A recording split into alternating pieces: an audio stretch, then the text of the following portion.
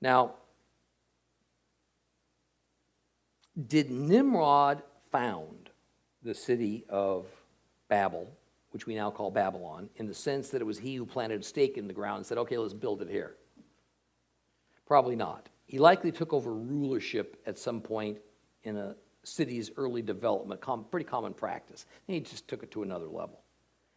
And in time, Babel became a huge city with the smallest estimates being a mile square inside of its walls, and larger estimates at almost 5 times that size.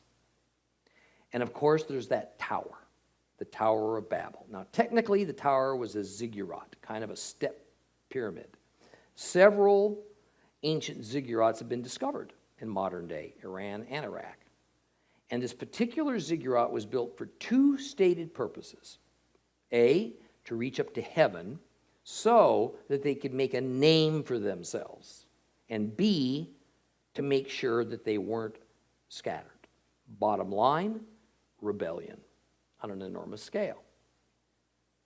And as we saw in the last couple of weeks, the word Shem means name. And the word Shem is used here when it refers to Nimrod's followers who want to make a name for themselves. But recall that the word name isn't referring to like Bob or Elizabeth or Fred. This Hebrew word Shem would be better translated as reputation, because it carries with it this sense of power and authority. For instance, Nimrod means mighty hunter. Mighty hunter was his reputation. So they built a tower up to the heavens to make a reputation of having power and authority in themselves. And the reason they wanted that reputation was to show God they were not going to bow down to him. They were not going to be obedient to him. They were not going to scatter, as it was fully understood they were supposed to do. Further, anyone planning to be a dictator, as was Nimrod, has to demonstrate that he is all-powerful so the people will submit to him.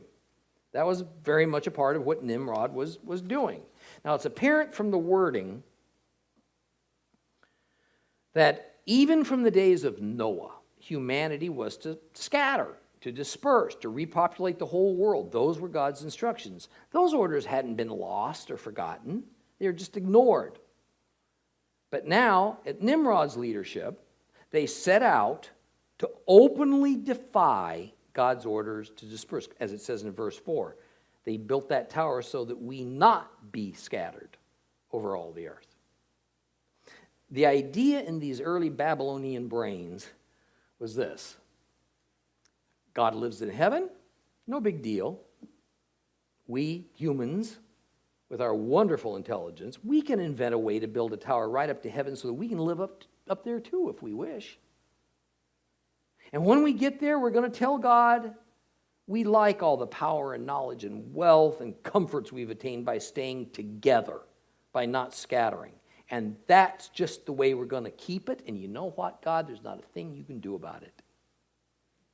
And by the way, when everybody hears about us, we'll really make a reputation for ourselves, and nobody would ever want to come against us. In fact, they'll all want to join us. I mean, is this far from where we stand today as humankind? Isn't man currently saying, God, your ways are old and obsolete? We've amassed such superior knowledge that we can not only solve our own problems, we can do it better than you can. In fact, you and those backwards people who stay stuck to you and your ways are just a hindrance to where mankind needs to go. We don't need your help. We don't need your direction. We don't need your silly, outdated moral directives. We can make our own as we need them, relevant for each situation. Life, heck, we can produce life. We can manufacture it to our specifications.